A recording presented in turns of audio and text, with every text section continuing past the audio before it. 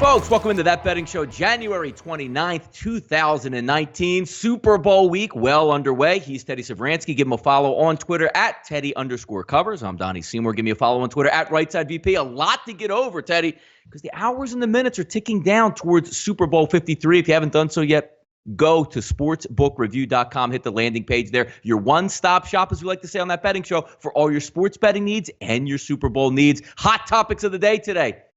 Can it just get over, Teddy? We're hoping that maybe, on some earlier knowledge that we were picking up on, that these signings would come after the Super Bowl. Now, all of a sudden, we're getting word of maybe MLB The Show video game. A video game company is going to get the release of where Bryce Harper signs. Let the madness ensue before the Super Bowl here, Teddy. Yeah, again, we're hearing all kinds of names. I heard the Padres being bounced around as a location for either Harper or Machado. They signed Eric Hosmer to, $140 million deal last year. How'd that work out for San Diego? And look, it's not necessarily the best thing for baseball to see the superstars still unsigned as the calendar approaches February. But from a wagering standpoint, Harper is going to make a difference where he signs. Machado is going to make a difference where he signs in terms of their future book odds. So if you're paying attention, if you're tracking this stuff, get your future book wagers down now, not after the trade, to get the best of the number. But of course, if you do that, you better have pretty good info about where these guys are going, which neither Donnie nor I nor anybody else actually has right now. Yeah, beat writer's not doing a very good job here, Teddy, keeping us well informed. It would be amazing today if there was just a Twitter release from MLB The Show video game saying Bryce Harper has signed with the Nationals or the Phillies or whatever it may be. But we always like to say we are gamblers here, Teddy, on That Betting Show. Phillies currently sit, and this is in New Jersey, legal sportsbooks, plus 1,100 on DraftKings, plus 1,700 on FanDuel. And if you're looking in the offshore markets there, betonline.ag listing him at plus 1,200. Do your shopping around, Teddy. You're out there in Las Vegas. There is a multitude of places to place your wagers in, and we can't stress it enough, can we? Get the best number. That's half the battle. Well, I mean, again, we do this show courtesy of SBR, Sportsbook Review. SBR odds page has all this stuff. You can go and look and find the sports book with the best future book odds that you're looking for the team that you want to back, and that's where you make the bet. Shopping around, we say, shop around. And it sounds like, sometimes it goes in and out of people's ear. It's the difference between winning and losing long term. There is not a professional bettor in the world who exists. Number. You want to be like the pros? Do like the pros do. Don't take bad numbers, even on future bets. Even if you're motivated, Teddy, to take the wrong number just to prove a point, not the smartest way to do it, but motivation in the Super Bowl. And we have our, night of magic, as we like to say, down in Atlanta last night. We're going to bring out an hour-long interview with the New England Patriots, followed by an action-packed interview with the Los Angeles Rams on opening night, media night in the NFL. And yes, Tom Brady, boy, he's been kicked around so much, Teddy. Kid never wins anything. Went to Michigan, couldn't even win the outright starting job due to some politicking. Then he goes to the pros and, gets drafted late, has very little success over the past 20 years in the NFL. And now he's told, Teddy, that he's too old to play at 41. Does Tom Brady really need any more motivation here? We're playing the underdog card? When it comes to the Super Bowl, I'm not looking for motivational edge because there's no such thing. Okay. There are weeks in the regular season you say, it's a flat week. And then somebody says something stupid and, wow, now this team's jacked up. Who's not going to be jacked up for the Super Bowl? The Patriots? No. The Rams? No. Is New England going to be more motivated because, Roby Coleman made an ill-advised statement. Although afterwards, that was out of context. Tom's a great quarterback. He's the greatest of all time. He's a legend. I'm not taking anything from his game. All that being said, what he said is true. Brady's not the same quarterback now that he was 5 years ago or 10 years ago. There's no denying it. The New England offense shows it. But is this going to give the Patriots extra motivation? Is this a reason to get to the betting window in favor of New England? Because the Rams are, lobbing verbal bombs? No. If you want to make a case for the Patriots, there are cases to make. This isn't one of them, in my opinion. Maybe another T-shirt idea, Teddy. Julian Edelman, when they were underdogs heading into Kansas City, when nobody in the world would ever think they would win, hashtag bet against us. Now we have hashtag you're too old, Tom. whatever floats your boat, New England. We'll see on Sunday if that actually works out well. News from around the association, Teddy. Last night, we wondered with the line movement, right? In the Golden State, Indiana Pacers game. 9.5, 8.5, 7, whatever it closed at last night. Pacers get mauled at home by Golden State. It looks like they're clicking, and I'm amazed already of how much DeMarcus Cousins seems to fit into what they're doing. Or are they just too talented, Teddy? But they mauled, and I mean beat the heck out of the Pacers, the Oladipo-less Pacers last night. Yeah, I mean, the money came in on Indiana yesterday when it was announced that Draymond Green was going to be out for Golden State. It didn't matter a whole lot. Or they were up 18 in the first quarter. And the Pacers, never made a serious run in that ball game. The Warriors are creating a conundrum for sportsbooks here in Las Vegas. Because all of a sudden, Golden State has been a point spread juggernaut during this hot streak since DeMarcus Cousins has gotten back. And the markets can't seem to price, the books can't seem to price them high enough right now. Golden State, in my power rankings, 5 points better than the second best NBA team. I don't remember the last time that I had a power rating that was in the NBA at this stage of the season where one team was a nickel better than anybody else. That's the way I have it right now, and the markets are right there with me. Bookmakers are very concerned about Golden State right now, no question. They've been hammered by the public Warriors money, and that's only going to continue. Teddy, the Nuggets blasted the Sixers on Saturday night. They went on the road to the FedEx Forum, and seemingly getting to the game or getting the memo that tip-off was around 7 o'clock yesterday, because as this game went on, looked like they were sleepwalking through it, but a monster 20-point surge in the fourth quarter. Now, as gamblers, they did not get the ticket winner here, but they actually won the basketball game in this one. That's rare. It's not, I would say, it's not rare in the NBA to have collapses. You see teams all the time get down 15, 20 points. This one was a big-time comeback by the Denver Nuggets here on the road. Sure was. And look, if you had a Grizzlies money line ticket in your pocket last night, boy, that wasn't fun. Nuggets matched the greatest comeback. They were down 19 at halftime. They won the game. That's the greatest matched the greatest comeback in franchise history, set in 1981. And by the way, they were up by 19 at the half. They were up by 25 in the third. Yeah. Teams leading by 25 points or more in the second half this season had been 174-0 before Monday. Now they're 174-1. Yeah, if you had Grizzlies on the money line, that one hurt. The Joker, Jokic, quote, "We just didn't give up. That says something about this team. We don't want to quit. We were fighting." Nuggets are a scary regular season team. I don't think them as serious contenders in the West come playoff time, but here in the regular season, they continue to be moneymakers, even though they didn't cover the number last night. The fact that they won that game speaks volumes about what type of team Denver is right now. Yep, quick injury information around the league. LeBron James looks to finally get back in the lineup for the Los Angeles Lakers on Thursday night. Jimmy Butler upgraded to probable tonight for that tilt between the Los Angeles Lakers and the Philadelphia 76ers. We'll pick on that game a little bit more later. If you haven't done so yet, folks, we're going to talk some overnight line movements. You say, well, Teddy and Donnie, how the heck do I find out where these line movements are coming from? Check out SBRodds.com. When those lines move, get them immediately. Place your wager and get ahead of that curve. Let's take a look at some action going on tonight. Wizards getting the early money versus the Cleveland Cavaliers. Offshore opens up at 6, rose to 7.5. Even seeing right now my odds board, Teddy, 8s are popping up across the landscape out there. Total of 219, money line split minus 310 plus 255. Some interesting stuff going on here, but early love coming in on those Washington Wizards, Teddy. Yeah, speaking of love, remember Kevin Love? Yeah, I don't. Remember when he was an impact player? Talk about a guy. Yeah, about it. Talk about a guy that signed a fat contract and did absolutely nothing ever since. Give Kevin Love credit, or give his agent credit. But obviously, it's a Cavs team that is a bottom feeder. The markets are well aware they're a bottom feeder. Cleveland's not 5-19 at home.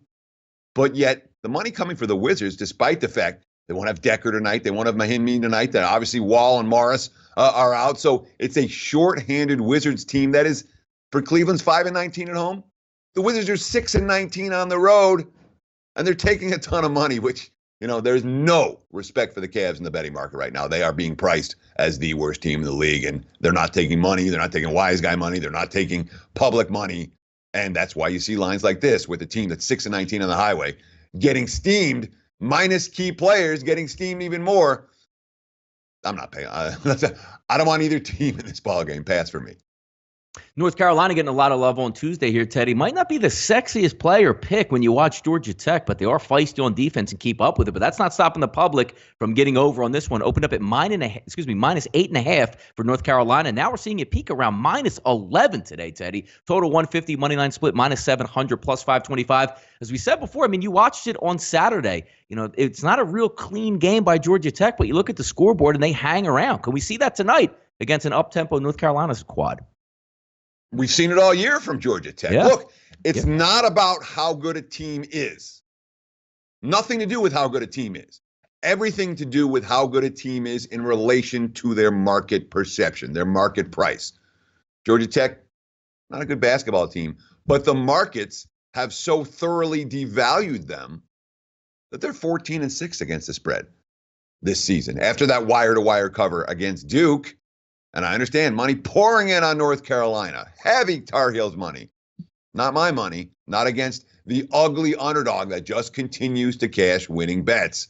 That's what Georgia Tech's been all year. That's what they are, again, potentially tonight. Yeah, on Saturday, if we forget to, I mean, even forget about the wire-to-wire cover they had, Teddy, up 8 points after halftime in Duke's house down in Durham. So we'll see if they can come and certainly put on a game here. Folks, again, sportsbookreview.com, all the latest information on Super Bowl 53. Betcast this weekend, a lot of stuff going on, live coverage. Don't miss out. If you don't want to listen to the broadcast and watch the commercials, step away, pull out that laptop there, pull out whatever device you have, your phone, log on to sportsbookreview.com. We'll take you right through the Super Bowl on the Betcast. Super Bowl line movement. Tick-tock, tick-tock here. Teddy, I need you to tell me this. You have your ear to the street in Las Vegas. I don't know if you have to go, maybe we'll get you an Uber at SBR and we'll drive you up and down the strip to talk to the sportsbooks managers and say, please, can somebody get us a 3 here that Donnie Seymour can bet here at sportsbookreview.com? Can you help me out with this? Yeah, we got 3s all over the place. Bovada's got a 3. SIA, Sports Interaction's got a 3. William Hill has a 3 right now. I shouldn't say all over the place, but that's 3 prominent 3s that you can find. And note the books that we're talking about. We're talking about books that cater to recreational players. This line's not closing 3. All right, there was some talk, maybe it closes 3. I had the opportunity yesterday to have lunch with some bookmakers here in Las Vegas. There was a whole group of us that went out, and we all shared info. We shared stories. It was a great lunch. And, of course, the info coming out of it at the end is that this line across the board, the sharp books aren't closing 3. The sharp books aren't closing 2.5. There's going to be sharp Rams money that comes in before kickoff. And your pennies of the world, 1.5, maybe 2. Your William Hills of the world and your Sports Interactions, this line's closing 3. So there will be a split line at kickoff for bettors who have the option to shop around. Yeah, if you want to take the dog, find a 3. They're out there. If you want to lay with the favorite, find less than a 3. They're out there as well. You have to have options for where you bet. That's another thing that Sportsbook Review pretty darn good at helping you with. Teddy, when Virginia goes on the road, they're everybody's hot date. Just lay down as much as you want. It seems like no matter what, these Virginia Cavaliers have your back. 6-0 on the road and 5-1 straight up. 6-0, I should say, against the spread. Meeting up with NC State. People can't get enough of Virginia. Oh, my goodness. They're just going to take a wire-to-wire easy victory here. Not so fast, Teddy. Line opens up at 8 and 9 offshore. Now peels back to -7 here as we take a look at a national telecast, 7 p.m. Eastern Time, ESPN2, live from PNC Arena in Raleigh, North Carolina. As we said, Virginia always seems to have their gamblers back. Do they have it again tonight, Teddy? I'll tell you what, and we talked about this last week. Hey, there's money coming in against Virginia. We talked about it the week before. Oh, look at this game. There's money coming in against Virginia. The Virginia Cavaliers are 23-8 their last against the spread, their last 31 on the highway. That's not short term. That's a couple of years. That's close to just one win shy of, if they cover tonight, they'll be 75% in their last 32 on the highway. That's pretty good. Overall, their last 51 games, 36-14-1 against the spread. Against NC State, 8-1 against the spread, their last 9 at NC State in Winston-Salem. Last 3 years against the Wolfpack, they win by 20, by 15, and by 17. Non-competitive games. I know NC State's pretty good this year. They're better than they've been. I'm not stepping in front of Virginia. No. Period. This team has consistently been an undervalued commodity. The markets are not willing to accept that they are as good as their point spread performance indicates. And when you have a team like that is playing at an elite level, you back them every game or you leave it alone. Don't want the dog in this one.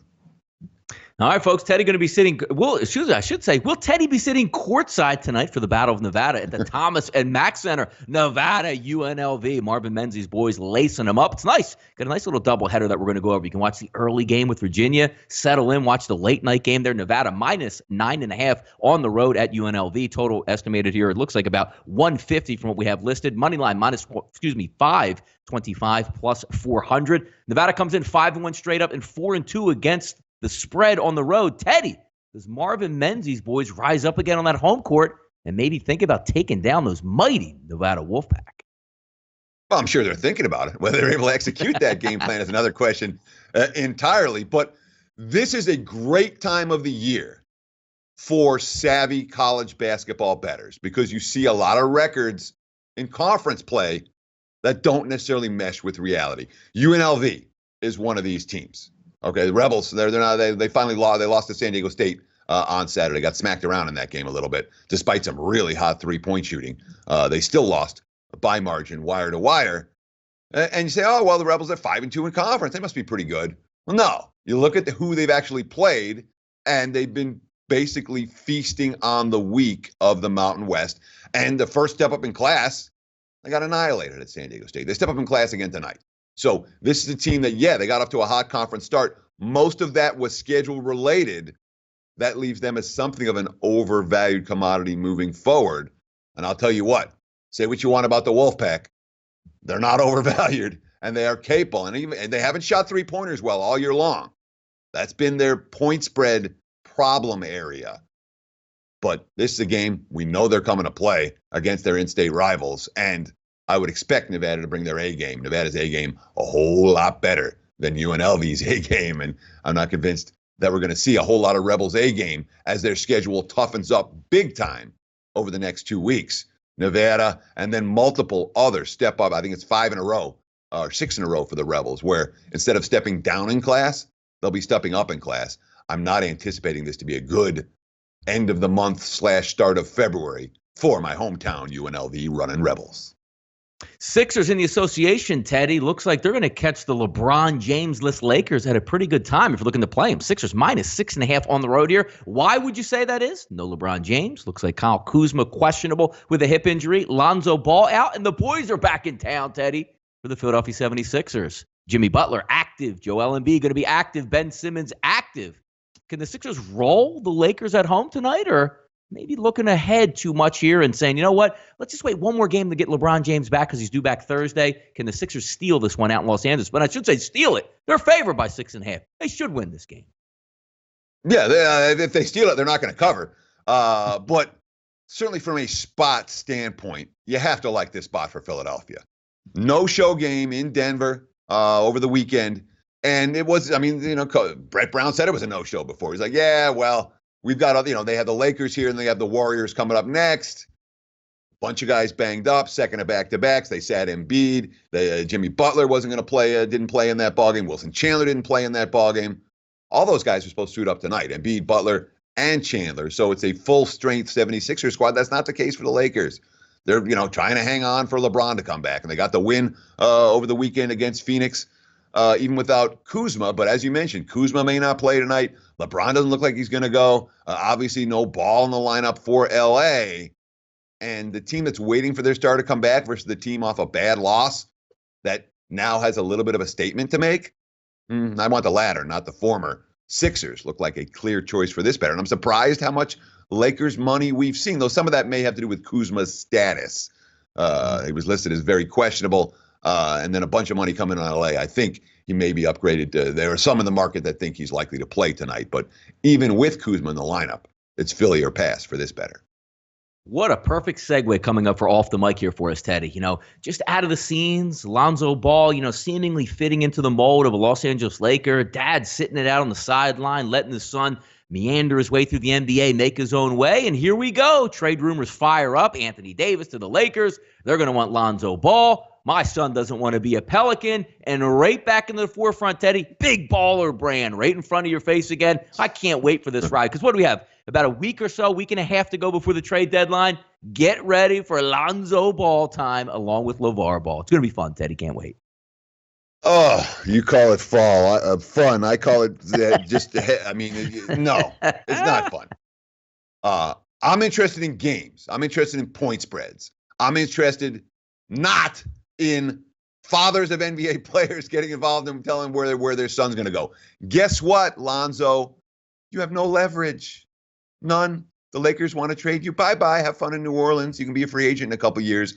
That's the way the NBA system works. You can whine about it, complain about it all you want. The bottom line is, I don't think Lonzo's a superstar. And if I had a chance to get Anthony Davis, I'd trade him in a New York minute. I'd trade him in a New York second. So you can whine all you want, LeVar. In New Orleans, not quite the media show that you're going to have in LA. It might be a little bit quieter if you get traded there.